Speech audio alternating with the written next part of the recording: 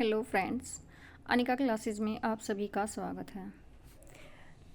Friends, आज हम कर रहे हैं, पिछली क्लास में हमने किया था फ्रेंड्स, आदिकाल का स्कूल के ने किस ग्रंथ को क्या कहा है और जो आदिकाल में जो 12 रचनाएं मानी है, कौन कौन सी रचनाएं मानी, कौन सी रचनाओं को आदिकाल में स्थान दिया है और आदिकाल के कितने प्रकरण के बताए हैं। आज हम कर रहे हैं आदिकाल का काल विभाजन और नामकरण, किस विद्वान ने आदिकाल का क्या नामकरण किया है। सबसे पहले है जॉर्ज ग्रियर्सन का काल विभाजन। थोड़ा बड़ा कर लेते हैं। जॉर्ज ग्रियर्सन का काल विभाजन है फ्रेंड्स, ये बहुत ही इंपॉर्टेंट है। नामकरण और जो काल विभाजन है, इससे हर एक एग्जाम में, हिंदी साहित्य के जितने भी एग्जाम, उनमें से 1 या 2 क्वेश्चन जरूर बनते हैं। तो चारणकाल किसने कहा है? जॉर्ज ग्रियर्सन ने कहा है, सन 1700 से 1300 ईस्वी। 15वीं सदी का धार्मिक पुनर्जागरण का है। मलिक मोहम्मद जायसी का प्रेम काव्य है। ब्रज का कृष्ण काव्य कब तक माना? 1500 से 1600 ईस्वी माना है। मुगल दरबार। तुलसीदास रीति काव्य को कब तक माना है? सन 1580 से 1692 ईस्वी। तुलसीदास की अन्य प्रवृत्ति, देखो, एक तो तुलसीदास माना, फिर 8वें नंबर पर माना तुलसीदास की अन्य प्रवृत्ति सन 1600 से 1700 ईस्वी। 18वीं शताब्दी सन 1700 से 1800। कंपनी के शासन में हिंदुस्तान 1800 से 1857। विक्टोरिया के शासन में हिंदुस्तान 1857 से 1887। ये 11 इन्होंने अपने ग्रंथ में क्या किया है? नामकरण किया है। अब एक तो चारणकाल पूछा जाता है, एक पूछ लिया जाता है कोई भी नंबर दे के, जैसे कि पूछ लिया जाता है कंपनी के शासन में हिंदुस्तान का जो नामकरण किया है वो कौन से स्थान पर किया है? पहले पर, दूसरे पर, 10वें पर या 11वें पर। इस तरह से भी 1-2 क्वेश्चन मैंने 1-2 एग्जाम में देखे हैं, ऐसा पूछा गया है, तो ये भी इम्पोर्टेंट है। तो सबसे पहले जो नामकरण किया था वो चारणकाल है। फिर दूसरे नंबर पर 15वीं सदी का धार्मिक पुनर्जागरण। तीसरे पर मौलिक मोहम्मद जायसी का प्रेम काव्य। चौथे पर ब्रज का कृष्ण काव्य। फिर 5वें पर मुगल दरबार। 6ठे पर तुलसीदास। 7वें पर रीति काव्य। इम्पोर्टेंट है, रीति काव्य को कौन से नंबर पर स्थान दिया है? कौन सा स्थान है? रीति काव्य 7वें नंबर पर है। तुलसीदास की अन्य प्रवृत्ति 8वें नंबर पर है। 18वीं शताब्दी माना 9वें नंबर पर। कंपनी के शासन में हिंदुस्तान 10वें पर और विक्टोरिया के शासन में हिंदुस्तान ये 11वें नंबर पर है। ऐसे नंबर भी पूछ सकते हैं। नेक्स्ट है मिस्र बंधुओं का काल विभाजन एवं नामकरण। मिस्र बंधुओं ने जो नामकरण काल विभाजन किया वो 5 तरह से किया है: प्रारंभिक, माध्यमिक, अलंकृत, परिवर्तन और वर्तमान। प्रारंभिक काल को इन्होंने 2 भागों में बांटा है: पूर्व प्रारंभिक काल और उत्तर प्रारंभिक काल। पूर्व प्रारंभिक काल 700 से 1343 ईस्वी। उत्तर प्रारंभिक काल 1344 से 1444 विक्रमी संवत, विक्रमी संवत। तो प्रारंभिक काल 2 भागों में, पूर्व प्रारंभिक, उत्तर आरंभिक। फिर है माध्यमिक काल। माध्यमिक काल को भी 2 भागों में बांटा है इन्होंने: पूर्व माध्यमिक काल और प्रौढ़ माध्यमिक काल। पूर्व माध्यमिक काल का जो इन्होंने समय माना है वो संवत 1445 से 1560 विक्रमी संवत है। प्रौढ़ माध्यमिक काल माना है 1561 से 1680 विक्रमी संवत। अब है अलंकृत काल। इसको भी इन्होंने 2 भागों में, देखो, 5 नामकरण किए हैं और उन 5 के भी क्या किए, इन्होंने 2-2 भाग किए हैं।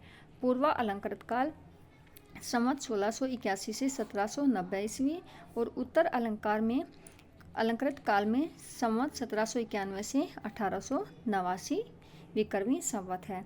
अब है परिवर्तन काल। परिवर्तन काल, इसका परिवर्तन और वर्तमान काल का कोई नामकरण नहीं किया, सिर्फ इन्होंने क्या किया है?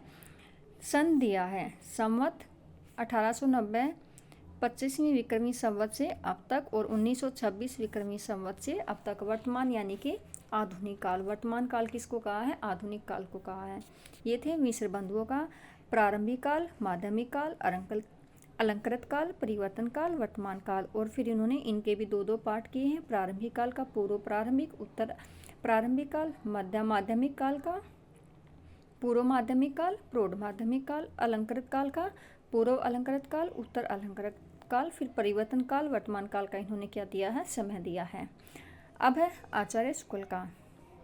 जो शुक्ल ने आदिकाल का नामकरण विभाजन किया है, तो वीरगाथा काल किसको कहा है? आदिकाल को। कब तक? संवत 1050 से 1375 विक्रमी संवत। फिर भक्ति काल को इन्होंने पूर्व मध्यकाल कहा है। संवत 1375 से 1700 विक्रमी संवत। रीतिकाल को उत्तर मध्यकाल कहा, संवत 1700 से 1900 विक्रमी संवत। फिर है गद्यकाल, गद्यकाल आधुनिक काल को कहा, संवत 1900 से 1984 विक्रमी संवत। ये बहुत ही इम्पोर्टेंट है। ये था आचार्य स्कूल के अनुसार। अब हम देख रहे हैं डॉक्टर रामकुमार वर्मा के अनुसार प्रारंभिक काल। देखो प्रारंभिक काल मिश्र बंधुओं ने भी किया था, रामकुमार वर्मा ने भी किया है।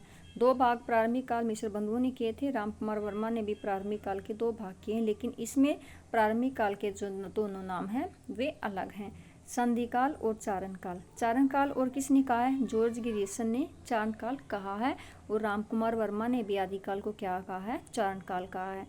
तो देखो प्रारंभिक काल के 2 भाग किए हैं, कौन कौन से? संधि और चारण काल। इम्पोर्टेंट हैं, ये दोनों पूछे जाते हैं। जो प्रारंभिक काल है यानी कि जो आदि काल है, आदि का मतलब ही क्या होता है? प्रारंभ। आदि का मतलब ही प्रारंभ होता है। तो प्रारंभिक काल को 2 भागों में संधि काल और चारण काल। संधि काल 750 विक्रमी संवत से 1000 विक्रमी संवत, और चारण काल को 1000 विक्रमी संवत से 1375 विक्रमी संवत। फिर है भक्ति काल। भक्ति काल को इन्होंने 1375 से 1700 माना है। रीतिकाल, रीतिकाल को 1700 से 1900 विक्रमी संवत, और आधुनिक काल, आधुनिक काल 1900 से विक्रमी संवत से अब तक माना है। ये थे रामकुमार वर्मा का। ये भी क्या है? बहुत ही ज़्यादा इम्पोर्टेंट है। जितने भी नामकरण मैं करा रही हूँ सारे इम्पोर्टेंट हैं, और इनमें से हर एक में से 1 या 2 क्वेश्चन हर एक एग्जाम में पूछे जा चुके हैं, और जो आने वाली जो हमारी अपकमिंग वैकेंसी हैं जो जल्दी ही दिखाई देंगी, उनमें भी फ्रेंड्स जितना भी हमें डिटेल में पढ़ना है, जैसे कि अभी हम एग्ज़ाम का पैटर्न देख रहे हैं, चेंज हो रहा है। अब पहले की तरह नहीं पूछा जाता इस रचना का क्या नाम है, किस राइटर की कौन सी रचना है। अब डिटेल से पढ़ना पड़ेगा, एक एक वर्ड को बहुत ही अच्छे और ध्यान से पढ़ना पड़ेगा। तो अब है आचार्य हजारी प्रसाद द्विवेदी का काल विभाजन एवं नामकरण।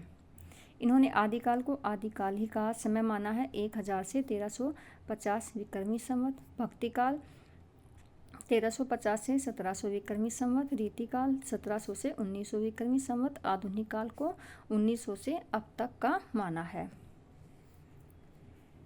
पूछ लिया जाए हजारी प्रसाद द्विवेदी ने आदिकाल को क्या कहा, तो आदिकाल को आदिकाल ही कहा है। अब है डॉक्टर गणपति चंद्रगुप्त का काल विभाजन एवं नामकरण। आदिकाल सन 1184 से 1350 ईस्वी। फिर पूर्व मध्यकाल यानी कि भक्तिकाल कहा है, सन 1350 से 1600 ईस्वी। उत्तर मध्यकाल यानी कि रीतिकाल 1600 से 1857 ईस्वी। आधुनिक काल सन 1857 से अब तक।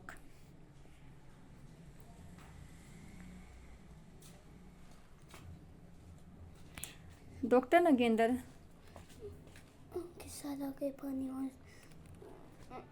चाय मैं पानी नहीं, मुझे नहीं देखे ना। अब है डॉक्टर नगेंद्र द्वारा संपादित ग्रंथ हिंदी साहित्य का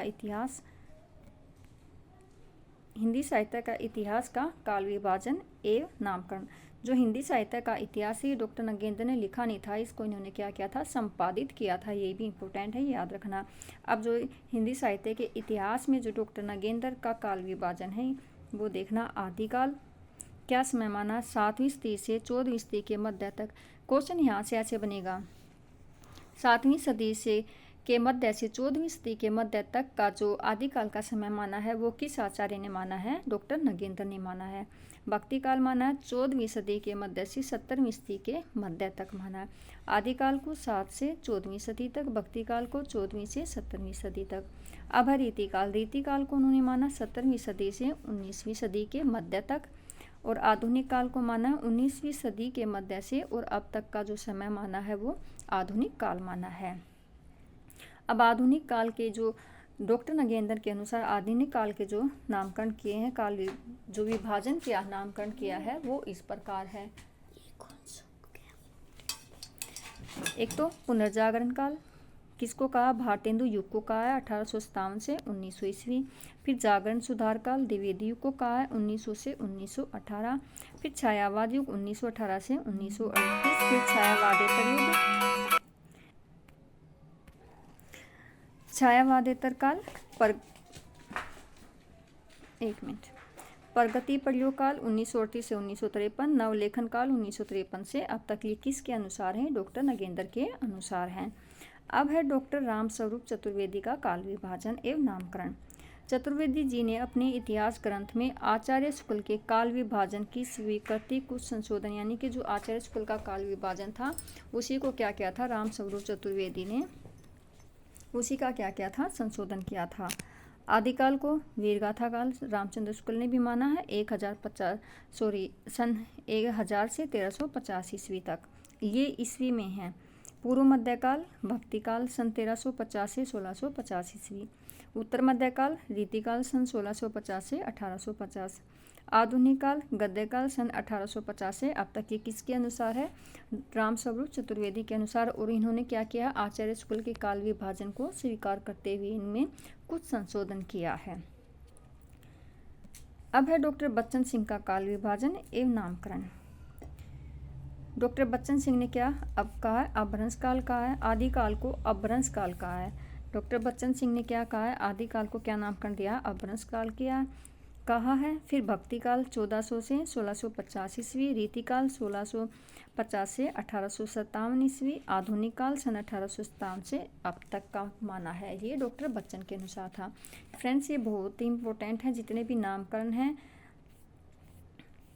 जिसने जौन सा नामकरण माना है बहुत ही इम्पोर्टेंट है। और इनमें से 1 या 2 क्वेश्चन हर एक एग्जाम में फ्रेंड्स पूछा गया है। ये तो आप इसके नोट्स भी बना सकते हैं और ये याद करने तो हैं ही हैं।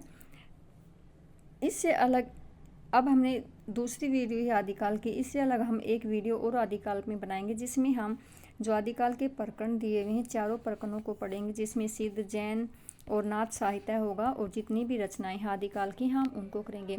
इसके बाद फिर हम क्या करेंगे, आदिकाल की प्रश्नोत्तरी करेंगे। एक एक चैप्टर फ्रेंड हम समय ऐसे ही अपना कवर करते चलेंगे। Thank you friends.